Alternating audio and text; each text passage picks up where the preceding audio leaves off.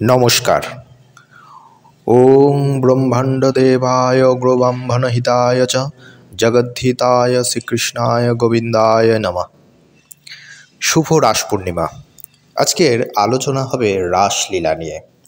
আমরা মাইক দৃষ্টিতে যে সমস্ত রাসলীলার যে কাহিনীগুলো শুনে থাকি, এই কাহিনীগুলোর গূঢ় তত্ত্ব রয়েছে। আসলে আমরা বিভিন্ন জিনিসের গূঢ় তত্ত্বগুলোই না জেনে সেইগুলোকে বাহ্যিক দিক থেকে বিচার করার জন্যই আমাদের বিভিন্ন রকম শাস্ত্রীয় ভুল তো হয়, এবং পূজার দিক থেকে সাধনার দিক থেকেও ভুল আমাদের কিন্তু হয়ে থাকে। আমরা এগুলোকে সংশোধন করতে পারি একমাত্র শাস্ত্রের গূঢ় তত্ত্বগুলোকে নিয়ে। এই যে রাসলীলা, এটি কি? রাসযাত্রাটি হচ্ছে ভগবত লীলার একটি মায়িক ক্রিয়া বিশেষ। এটা একটি নিত্যলীলা, সর্বদাই হচ্ছে এবং হবে। বস্তুত রাসলীলাটি নিত্য বিষয়ের মধ্যে। এই কথাটি লিখেছে জগৎ ও আমি বইয়ে ডক্টর পঞ্চানন ভট্টাচার্যের রাসলীলার ৪র্থ পরিচ্ছেদে এই কথাটি রয়েছে যে রাসলীলা একটি নিত্যলীলা, এই লীলা সর্বদাই হইতেছে এবং হইবে। বস্তুত রাসলীলাটি নিত্য বিষয়ের মধ্যে পড়ে।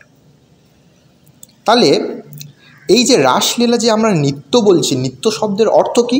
নিত্য শব্দের অর্থ হচ্ছে যাহা হচ্ছে সর্বকালে বিদ্যমান। তাহলে এই সর্বকালে বিদ্যমান হওয়ার কারণে রাসলীলার তাহলে যে বিরাটত্ব রয়েছে, সেই বিরাটত্ব সম্পর্কে আমরা কিন্তু নিজেরা হচ্ছে অজ্ঞ রয়েছি।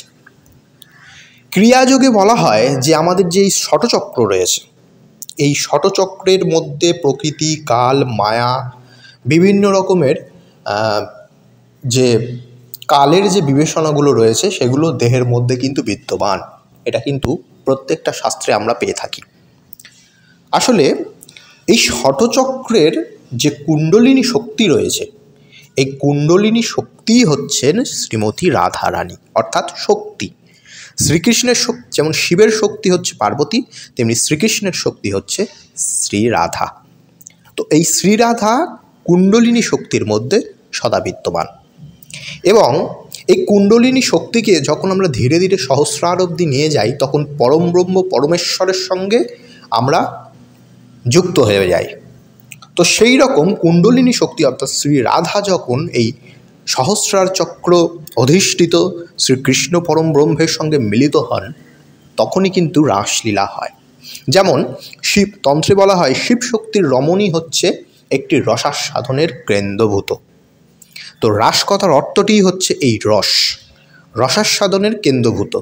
সেই জন্য কুণ্ডলিনী শক্তি যখন সহস্রারে পৌঁছবে তখন শ্রীকৃষ্ণের সঙ্গে মিলিত হবে, এবং এই শ্রীকৃষ্ণের সঙ্গে মিলিত হয় মানে হলো রসাস্বাদনের কেন্দ্রভূত, অর্থাৎ রাস এখানে থেকেই শুরু হয়।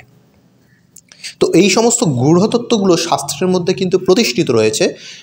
আমরা এগুলোর গূঢ়তত্ত্বগুলো না জেনে আমরা বাহ্যিক থেকে বিচার করি বলেই আমাদের সমস্যা হয়।